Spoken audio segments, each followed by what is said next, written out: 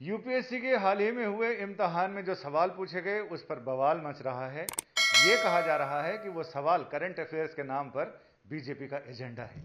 आखिर क्यों इस पर सवाल उठाए जा रहे हैं? हमारे साथ कांग्रेस के वरिष्ठ प्रवक्ता और नेता रणदीप सुरजेवाला जी हैं।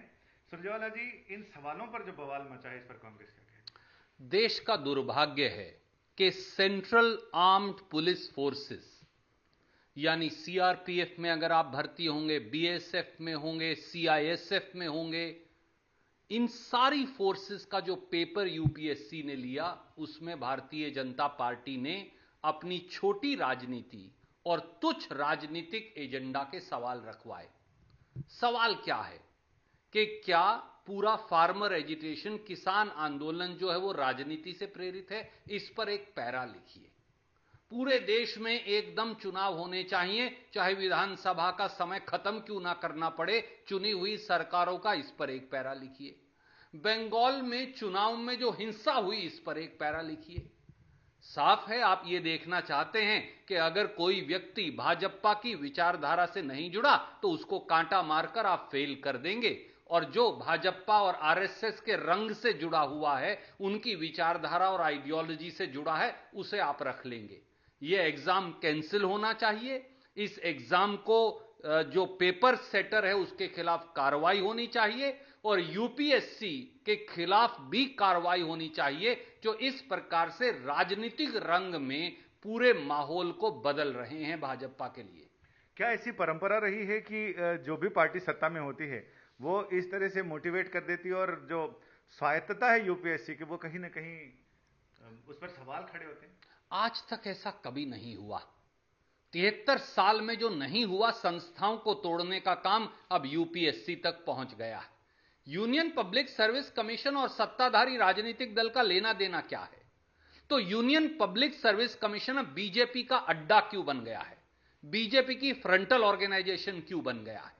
अगर वो बीजेपी की राजनीतिक दुकान बनकर काम करेंगे तो वो किस प्रकार से इंडिपेंडेंटली हिंदुस्तान की bureaucracy, police forces, engineering services, उनकी सिलेक्शन कैसे करेंगे?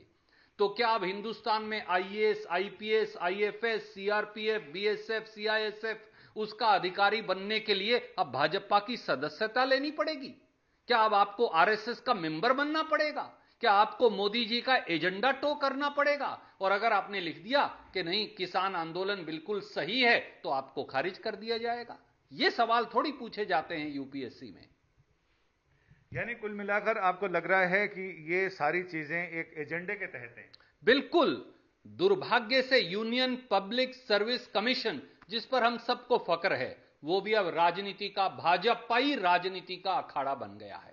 ऐसा लगता है कि यूपीएससी के सवालों के पेपर अब भारतीय जनता पार्टी और आरएसएस के कार्यालयों में निर्धारित होते हैं, ताकि उनकी एजेंडा और आइडियोलॉजी को टो करने वाले, मानने वाले लोग ही पुलिस या आईएएस के अधिकारी बन सकें। देश के लिए इससे दुर्भाग्य की बात हो नहीं सकती। यह पेपर कैंसिल होना चाहिए सेंट्रल आर्म्ड पुलिस फोर्सेस का, और यूपीएससी में जिसने ये पेपर सेट किया उसके खिलाफ कार्रवाई होनी चाहिए।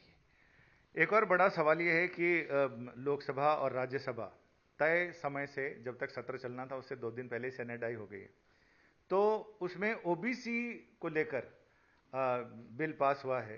कांग्रेस पहले भी इसके समर्थक रही है, लेकिन कांग्रेस के कुछ मतभेद हैं इसे लेकर। वो मतभेद क्या है? देखिए, पिछड़े वर्गों का आरक्षण दिया किसने? 27% हमारे देश के गरीब और पिछड़े वर्गों का आरक्षण कांग्रेस की सरकार ने लागू किया था। पिछड़े वर्गों को चिन्हित करने के लिए अलग अलग प्रांतों को अधिकार दिए गए। हरियाणा में जो बात सच है, हो सकता है यूपी में ना हो, जो यूपी में है वो आंध्र प्रदेश में ना हो। जब मोदी सरकार पिछला संविधान संशोधन लेकर आई तो कांग्रेस ने कहा, आप राज्यों के अधिकार मत छीनिए, क्योंकि कोई व्यक्ति किसी प्रांत में पिछड़ा हो सकता है और किसी में नहीं, यह अधिकार क्षेत्र राज्यों का है। पर मोदी सरकार ने हमें ओवर रूल कर दिया, अपने संख्या बल के आधार पर जबरदस्ती कानून पारित किया। और अब जब हिंदुस्तान की सुप्रीम कोर्ट ने कह दिया कि राज्यों को अधिकार नहीं, तो उन्हें समझ में आया, बेवकूफाना भरा उनका यह संशोधन और फैसला था, अरे भैया गलती हो गई, और अब फिर संविधान संशोधन लेकर आए हैं राज्यों को अधिकार देने के लिए। ये सही है, पर आप पहले ही कांग्रेस की बात मान लेते तो इतना करोड़ों रुपया और पिछड़े वर्गों के अधिकार जो सालों तक वंचित रहे, ऐसा क्यों होता? मोदी जी कहते तो हैं पिछड़े वर्गों के पक्षधर हैं, परंतु काम उनके खिलाफ करते हैं। तो आपको लगता है कि अब सरकार सबका साथ सबका विकास के एजेंडा पर चल रही है? सवाल बड़ा सीधा है। पिछड़े वर्गों को चिन्हित करने का अधिकार प्रांतों का है। देश की आजादी से आज तक रहा, मोदी जी ने इसे वापस क्यों लिया? सालों तक पिछड़ा वर्ग आयोग का गठन क्यों नहीं किया?